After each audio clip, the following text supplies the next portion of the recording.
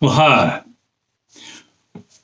Welcome to episode 6 of the Promise in the Profane series. I'm Deacon Pete. This one's entitled Good and Evil, the Great Divide.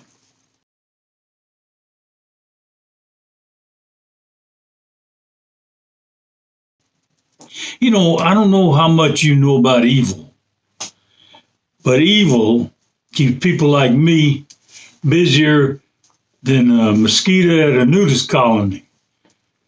It's real, and there's a lot of it. I don't know where it comes from, but I got an idea.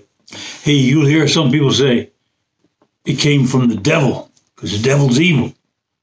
Yeah, well, I don't disagree with that he's evil, but I sure, where'd he get it? I'm Deacon Pete. I've been an ordained preacher for over 20 years. This channel is intended to help folks from living a senseless, meaningless life that's going nowhere. I want to give people hope for living a fulfilled life. I call my approach the promise in the profane. What is evil? Exactly. There's plenty to go around.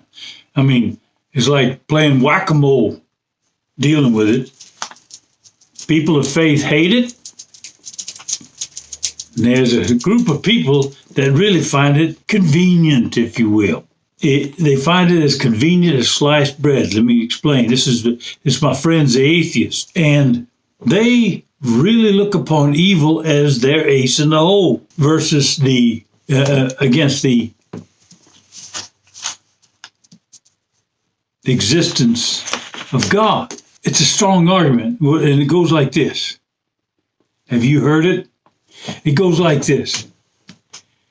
How can there be, or I can't believe that there is a God who is all-knowing, all-loving, all good, and all-powerful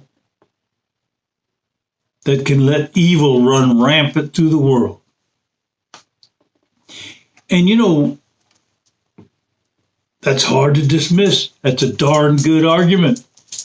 How is that possible? Evil does abound in the world, and atheists are very confident in that argument.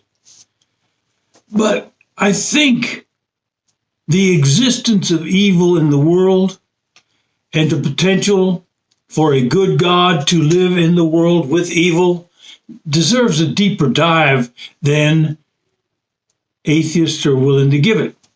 Usually they cut off the argument with that, the debate with that argument, and then they go no further. And that ain't fair. Just so happens, I didn't come to that gunfight with a knife. I have my own counter argument, and I brought some ammunition too. Atheists also argue, since there's no God, there's no creator. Then, hence their argument that we are a biological development, an evolutionary outcome. Well, I would argue that we, being biological happenstance, the current situation with evil is just a natural development of humanity. Do you agree with that? Or do you agree that evil is something to be dealt with? Should we deal with evil? Does it really exist? Evil does exist. You look at the Nazi death camps, you don't have to look far. Nazi death camps, you look at the killing fields in Cambodia, you look at the genocide in Rwanda, all of these things. I disagree that it's a natural development. There's something else going on, and the only way to push back would be to find out where it's coming from. Why is it here? And why can it exist in the presence of a loving, all-powerful, good God. Atheists, just by using it in their argument, recognize that evil is evil. So they know it's not a good thing. It's hard to describe as a thing in itself. It's not an object, of course. It's more like a quality, or it's a lack of a quality. It's a lack of something. It's a lack of goodness. It's like a whole tooth is good and a cavity, which is bad, is a lack of enamel. Okay? It's like a vacuum, a void. Like a cancer is a lack of healthy cells. Automobile accident is a lack of good driving kind of thing. All right? You can term evil as a lack of something. Let's take a deeper dive into evil. What do you say? Let's look at evil from the standpoint of where it might have come from. If you're like me, and I'm sure most of you are, you like a little excitement in your life. Excitement has a price, right? Excitement has a price, and it's called risk. Risk. You want to go on go riding horses, for instance, like me and old Roseanne when I was in a few episodes back. Talked about riding Roseanne. It was a lot of fun. You get on that horse and it's fun until something goes wrong. There's a risk that something will go wrong. There is a risk associated with the reward. All right? The higher the reward, the excitement, the higher the risk, usually. Parachuting. Just look at the risks in parachuting or surfing.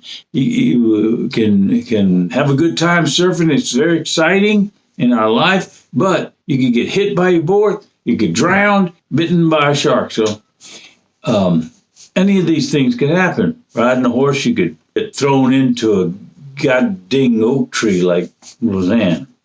Anything that's worth doing has an associated reward and risk, and they're both directly proportional. One of the most exciting things you're going to do in your life is fall in love.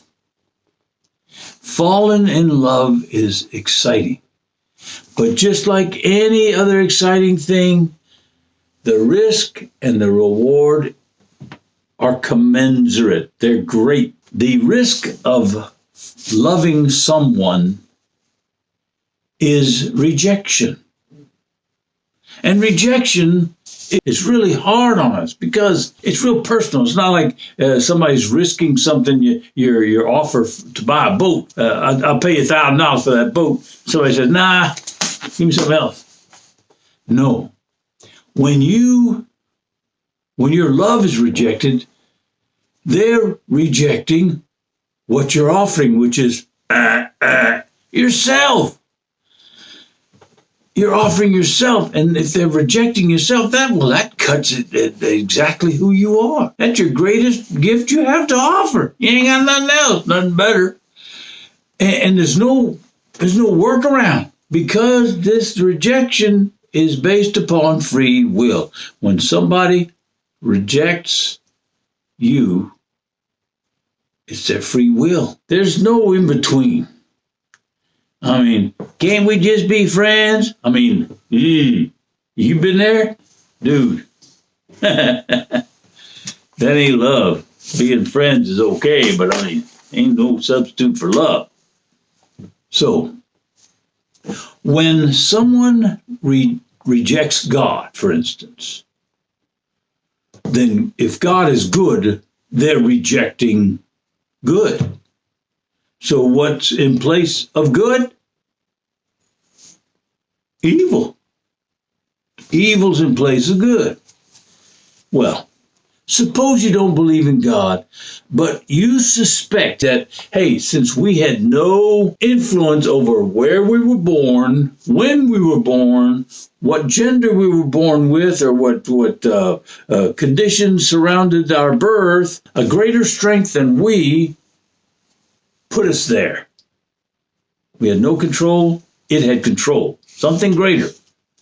And if we dare to since we're sentient, since we're self-aware and cognizant, if we dare to attribute this greater strength with that same sentience, that same awareness, then this greater strength is a person, has personality.